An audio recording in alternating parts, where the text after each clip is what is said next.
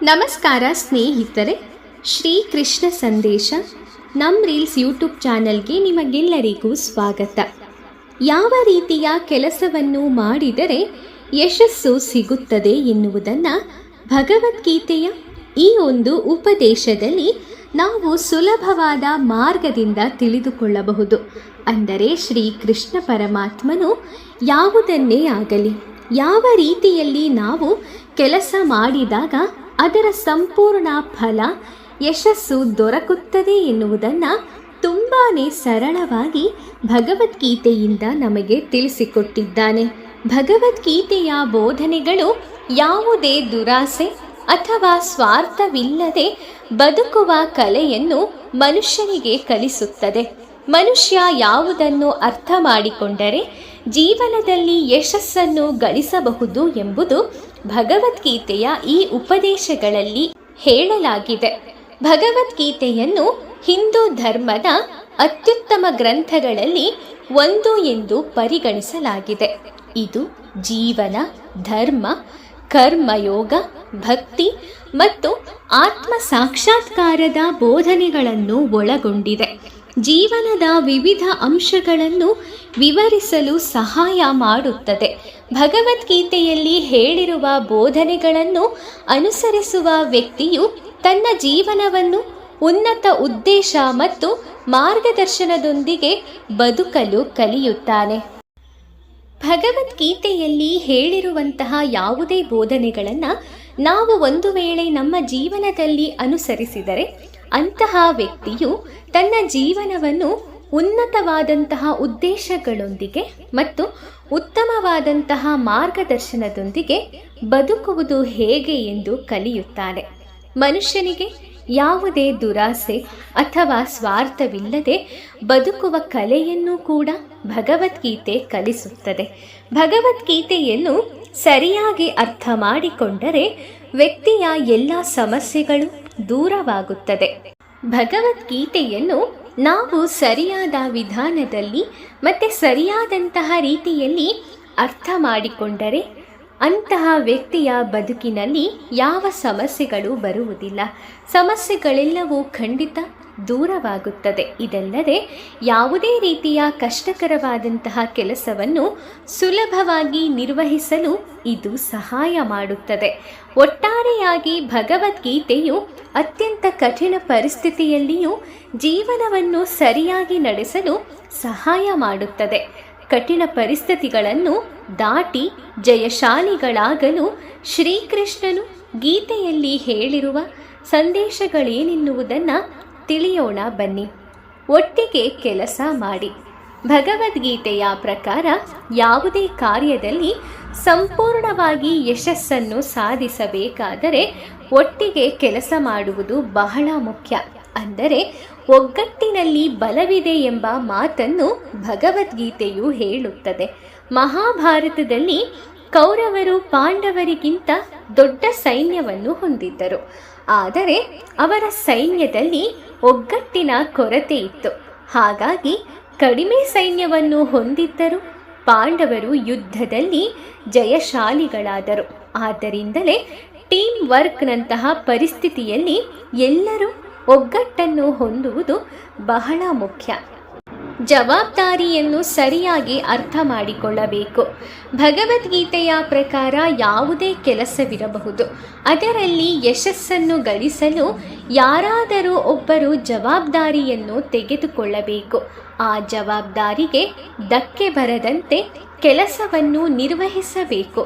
ಕೆಲಸದ ಜವಾಬ್ದಾರಿಯನ್ನು ಅರ್ಥ ಮಾಡಿಕೊಂಡ ವ್ಯಕ್ತಿಯು ಒಂದು ದಿನ ಖಂಡಿತವಾಗಿಯೂ ಯಶಸ್ಸನ್ನು ಪಡೆಯುತ್ತಾನೆ.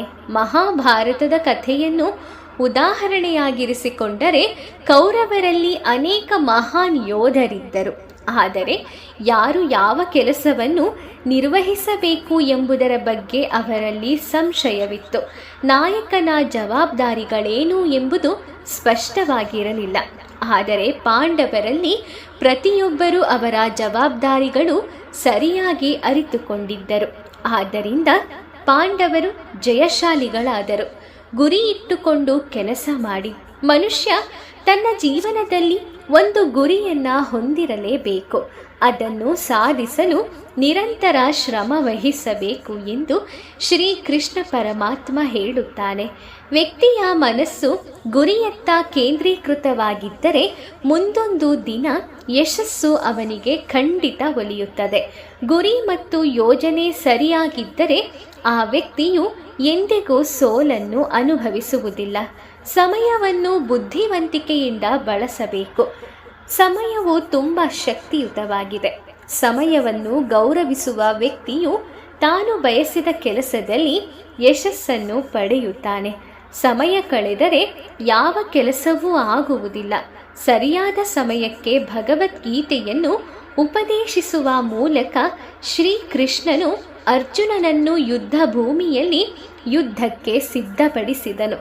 ಆದ್ದರಿಂದ ಸಮಯವನ್ನು ಗೌರವಿಸಬೇಕು. ಒಳ್ಳೆಯ ಉದ್ದೇಶವನ್ನು ಯಾವಾಗಲೂ ಇಟ್ಟುಕೊಳ್ಳಿ. ಯಾರ ಆಲೋಚನೆಗಳು ಮತ್ತು ಉದ್ದೇಶಗಳು ಸದಾಕಾಲವೂ ಒಳ್ಳೆಯದಾಗಿಯೇ ಇರುತ್ತದೆಯೋ ಅಂಥವರೊಂದಿಗೆ ದೇವರೇ ಇರುತ್ತಾನೆ ಎನ್ನುತ್ತದೆ ಭಗವದ್ಗೀತೆ. ಹೌದು, ಯಾರ ಆಲೋಚನೆಗಳಲ್ಲಿ ಉದ್ದೇಶಗಳಲ್ಲಿ ಒಳ್ಳೆತನ ತುಂಬಿರುತ್ತದೆಯೋ ದೇವರು ಸ್ವತಃ ಯಾವುದಾದರೂ ಒಂದು ರೂಪದಲ್ಲಿ ಅವನ ಸಹಾಯಕ್ಕೆ ಬರುತ್ತಾನೆ ಎಂದು ಭಗವದ್ಗೀತೆ ಹೇಳುತ್ತದೆ.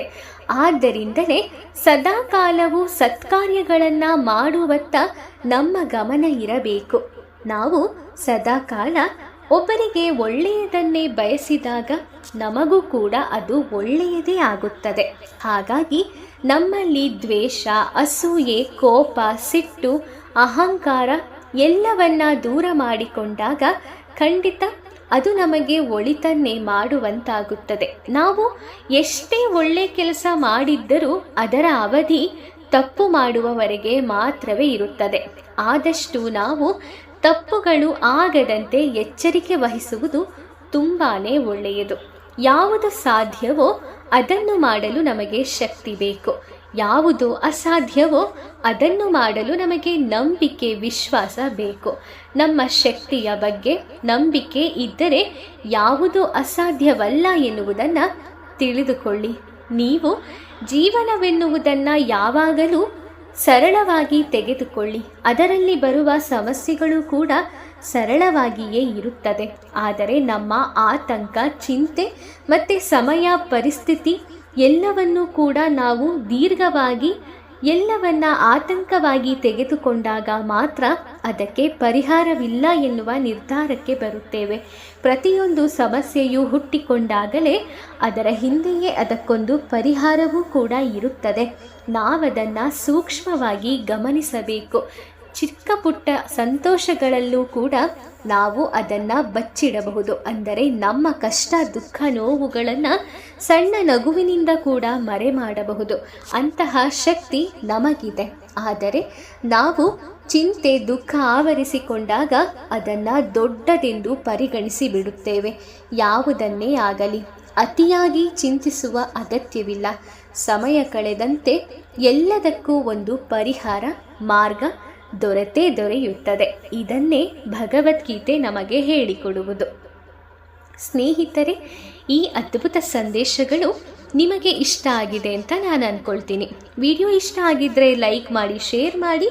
ಇನ್ನೂ ಹೆಚ್ಚಿನ ವಿಡಿಯೋಗಳನ್ನು ಮತ್ತು ಭಗವದ್ಗೀತೆಯ ಕೃಷ್ಣ ಪರಮಾತ್ಮನ ವಿಚಾರಗಳನ್ನು ತಿಳ್ಕೊಳ್ಳೋಕ್ಕೋಸ್ಕರ ನಮ್ಮ ರೀಲ್ಸ್ ಯೂಟ್ಯೂಬ್ ಚಾನಲ್ಗೆ ಸಬ್ಸ್ಕ್ರೈಬ್ ಮಾಡ್ಕೊಳ್ಳಿ. ಮುಂದಿನ ವಿಡಿಯೋದಲ್ಲಿ ಮತ್ತೆ ಭೇಟಿ ಮಾಡ್ತೀನಿ. ಓಂ ಶ್ರೀ ಕೃಷ್ಣಾಯ ನಮಃ. ಆ ಕೃಷ್ಣ ಪರಮಾತ್ಮ ನಿಮಗೆಲ್ಲರಿಗೂ ಒಳ್ಳೆಯದನ್ನು ಮಾಡಲಿ. ಧನ್ಯವಾದಗಳು.